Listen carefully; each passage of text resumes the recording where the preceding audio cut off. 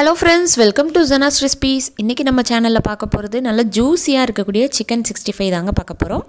இத பண்றதுக்கு 1/2 kilo chicken எடுத்து வாஷ் பண்ணிட்டு வச்சிருக்கோங்க. அதுல வந்து 1 டீஸ்பூன் அளவுக்கு இஞ்சி பூண்டு பேஸ்டும் போட்டுக்கோங்க.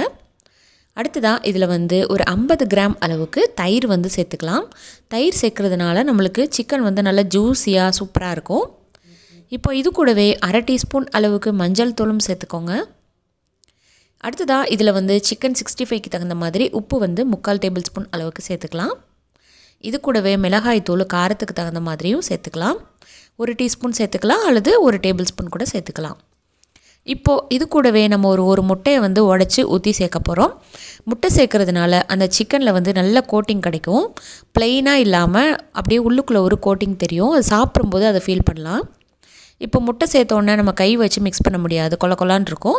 அதனால இந்த மாதிரி ஒரு ஸ்பூனையோ கரண்டியோ வச்சு நல்லா ஃபஸ்ட்டு மிக்ஸ் பண்ணிக்கலாம். அந்த முட்டை வந்து அந்த சிக்கனில் எல்லா இடத்துலையும் படுறது அளவுக்கு நல்லா மிக்ஸ் பண்ணிக்கோங்க. மிக்ஸ் பண்ணதுக்கப்புறம் இந்த மாதிரி தான் இருக்கும்.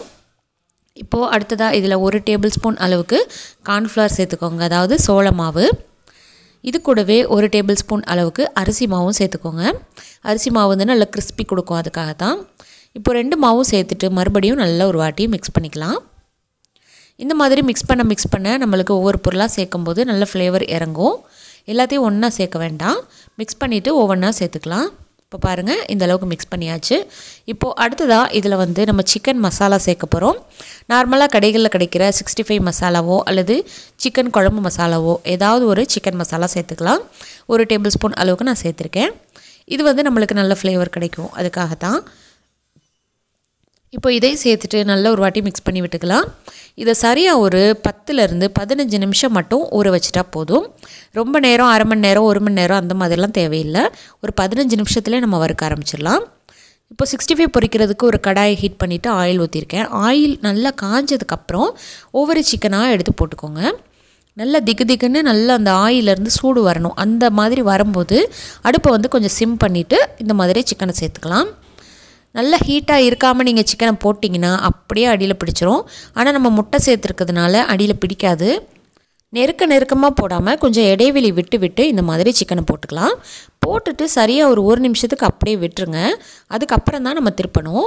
1 நிமிஷத்துக்குள்ளே திருப்பிட்டிங்கன்னா அப்படியே அந்த ஈரப்பதம் அந்த ஆயிலில் ஒட்டிடும். இப்போ பாருங்கள், இந்த மாதிரி எல்லா சிக்கனையும் திருப்பி விட்டுக்கலாம். இது சரியாக பார்த்திங்கன்னா ஒரு 5 நிமிஷம் ஆகும் இது வேகிறதுக்கு. அப்படியே மீடியம்லேயே வச்சு வேக வைக்கணும்.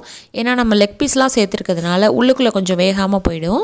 அவசரப்பட்டு எடுத்துடக்கூடாது. இந்தளவுக்கு நல்லா கலர் செவந்தும் வரணும், உள்ளுக்குள்ளே வெந்த மாதிரியும் தெரியணும். இந்தளவுக்கு வந்ததுக்கப்புறம் தான் நம்ம எடுக்கணும். இப்போ பாருங்கள், நம்ம சிக்கனுக்கு நல்ல கலரும் கிடச்சிருக்கு. பார்க்குறதுக்கே உள்ள ஜூஸியாக தெரியுது. சாப்பிட்டு பார்க்கும்போது அவ்வளோ பிரமாதமாக இருந்துச்சுங்க. நீங்கள் செய்கிற சிக்கன் 65 ஆயிலில் ஒட்டி பிடிக்காமல் நல்லா ஜூஸியாக நல்லா கிறிஸ்பியாக வரணும் அப்படின்னா இந்த மெத்தடை கண்ணை முடிக்கிட்டு ஃபாலோ பண்ணுங்கள். எனக்கும் இதே மாதிரி பர்ஃபெக்டாக வந்துச்சு. ஓகே ஃப்ரெண்ட்ஸ், இந்த ரெசிபி பிடிச்சிருந்துச்சுன்னா லைக் பண்ணிவிட்டு ஷேர் பண்ணுங்கள். மறக்காமல் நம்ம சேனல் ஜனாஸ் ரெசிபியை சப்ஸ்கிரைப் பண்ணிவிட்டு பெல் பட்டனை கிளிக் பண்ணிக்கோங்க ஃப்ரெண்ட்ஸ். ஃபேஸ்புக்லேயும் ஃபாலோ பண்ண மறக்காதீங்க. தேங்க்யூ, தேங்க்ஸ் ஃபார் வாட்சிங்.